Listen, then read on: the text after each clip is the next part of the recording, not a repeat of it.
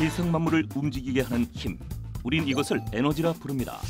특히 현대사회에선 전기 에너지가 가장 중요한데요. 에너지는 과연 어디서 오는 걸까요? 흔히 물이나 석유, 석탄, 원자력 등이 전력 생산의 주요 에너지원으로 손꼽힙니다.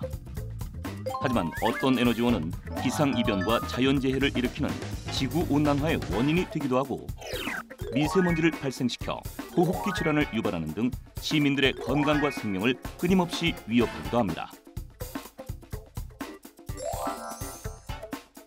지금은 에너지 전환의 시대. 최근엔 지구도 사람도 행복해지는 새로운 에너지원이 각광받고 있는데요. 에너지가 달라지면 우리의 미래가 달라집니다. 에너지, 미래를 바꾸다. 짜잔! 안녕하세요. 개그우먼 김나희.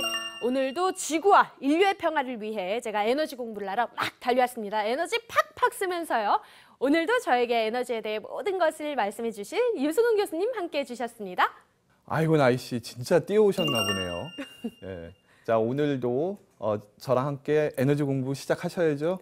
교수님, 에너지 공부가 은근히 재밌더라고요. 그래서 제가 오늘도 에너지에 대해서 몇 가지 질문도 준비해 보았습니다.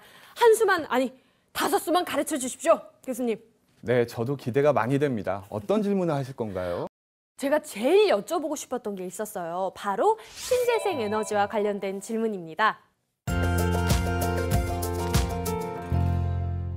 교수님이 신재생 에너지에 대해 말씀해 주셨잖아요. 처음에 들었을 때는 막 햇빛, 바람, 파도에서 에너지를 얻는다고 하니까 엄청 좋은 것 같은 거예요. 근데 따지고 보면은 다 좋은 건 아닌 것 같아요. 왜요? 무한정으로 쓰고 무공해로 쓸 수 있는데요. 근데 제가 상상을 해봤어요. 근데 만약에 태양열 에너지로 온수를 쓰고 있다고 생각을 해봤는데 그러다 갑자기 비가 내리면 어떡해요? 아, 헤어스타일이 망가질까 봐서요? 아니요. 온수가 안 나오고 갑자기 찬물 나올 거 아니에요. 태양이 구름에 가려지니까 태양열 에너지를 쓸 수 없잖아요. 아하, 신재생 에너지가 날씨에 따라 변동성이 크다. 그 말씀을 하고 싶으셨군요. 맞습니다. 풍력을 쓰면 바람이 안 불까 봐 걱정이고 해양 에너지를 쓰면 파도 안 칠까 봐 걱정이고 이래도 걱정 저래도 걱정. 날씨에 그런 걱정을 제가 확 덜어낼 수 있는 이야기를 해드릴게요. 아, 정말요? 지금부터 집중해 주세요. 네. 신재생 에너지는 날씨나 계절에 따라 전력 공급이 불안정해질 수 있다는 단점이 있죠. 날씨에 의한 전력 수급 변동, ESS로 해결할 수 있습니다. ESS, 즉 에너지 저장 장치란 생산된 전기를 저장해 놨다가 전기가 꼭 필요할 때 공급하는 시스템인데요. 태양광, 풍력 등 다양한 에너지원을 조합하고 에너지 저장 장치를 잘 활용하면 신재생 에너지로 만든 전력도 안정적 수급이 가능해집니다.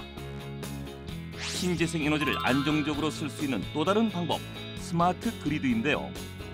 스마트 그리드를 활용하면 전력 공급자와 소비자가 양방향으로 실시간 전력 정보를 교환해 보다 효율적으로 전기를 공급할 수 있게 됩니다. 이젠 비가 와도 바람이 불지 않아도 신재생 에너지 전력 수급 문제 걱정 없겠죠? 교수님 진짜 신기해요. 그러니까 태양, 파도, 그리고 바람에서 얻은 에너지를 저장했다가 쓸 수 있다는 말씀이시잖아요. 진짜 너무너무 신기한데 이 에너지 저장 장치라는 게 정확하게 어떤 거죠? 네, 신재생 에너지를 공급하기 위해 필수적인 유망 사업이 바로 에너지 저장 장치입니다. 네. 에너지 스토리지 시스템을 줄여서 ESS라고 부르죠. 에너지 저장 장치를 사용하면 사용량이 줄어드는 새벽에 남은 전기를 대용량 배터리에 모아놓고 전력 소비가 많은 시간대에 소비자들이 전기를 원활하게 공급받을 수 있습니다. 또 태양광 발전기가 낮에 생산한 전기를 배터리에 이렇게 저장을 해놨다가 또 전기가 필요한 시간에 쓸 수 있는 것이죠. 정말 신기하다. 세계적인 에너지 전환 정책 확대에 따라서 에너지 저장 장치 시장이 급격하게 성장하고 있습니다. 산업통상자원부는 ESS의 세계 시장 규모가 지난해 25억 6천만 달러에서 2020년이 되면 150억 달러, 2025년이 되면 292억 달러로 급성장할 것으로 전망하고 있습니다. 교수님, 그러면은 292억 달러면은요, 이게 환율 대략 무려 33조 원이나 되는 거잖아요. 그러면은 에너지 저장 장치 이 시장이 굉장히 뜨는 산업 아닌가요? 아, 물론 그렇다고 할 수 있죠. 와, 알겠습니다. 그럼 에너지 저장 장치와 더불어서 신재생 에너지를 이제 안정적으로 쓸 수 있는 방법이 또 한 가지 방법이 스마트 그리드라고 하던데 스마트 그리드라는 건 정확히 어떤 거죠? 네, 스마트 그리드란 전력망을 의미하는 그리드란 단어에 스마트가 더해진 건데요. 쉽게 말해서 지능형 전력망이라고 말할 수 있습니다. 네. 전력 공급 회사가 각 가정으로 일방적으로 전기를 공급하는 기존 전력망에 통신 기능을 더해서 소비자와 양방향으로 실시간 정보를 교환할 수 있는 시스템이죠. 이 스마트 그리드가 적용이 되면 소비자와 전력회사가 실시간으로 전기 사용 정보를 주고받게 되니까 소비자들은 전기가 쌀 때 이 전력회사의 전기를 좀 많이 쓰고 또 전기요금이 비싼 저녁 시간에는 네.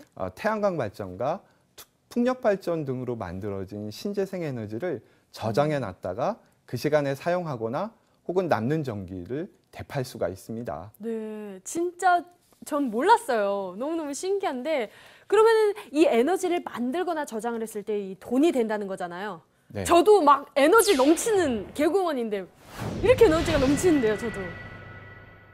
교수님, 에너지 프로슈머가 뭐죠? 자, 그럼 우리 에너지 프로슈머에 대해서 한번 알아볼까요? 네. 나이 씨도 개그우먼에서 에너지 프로슈머로 바뀌려면 이 정도는 알고 계셔야 합니다. 알겠습니다. 전기는 전력회사만 판매할 수 있다는 생각, 상식처럼 여겨졌던 이런 생각을 에너지 프로슈머가 바꿉니다. 프로슈머란 생산자를 뜻하는 프로듀서와 소비자를 뜻하는 컨슈머를 결합시킨 말로 생산자와 소비자의 경계가 허물어졌음을 의미합니다. 즉, 에너지 프로슈머란 에너지를 소비하면서 동시에 생산하는 사람을 뜻하는데요.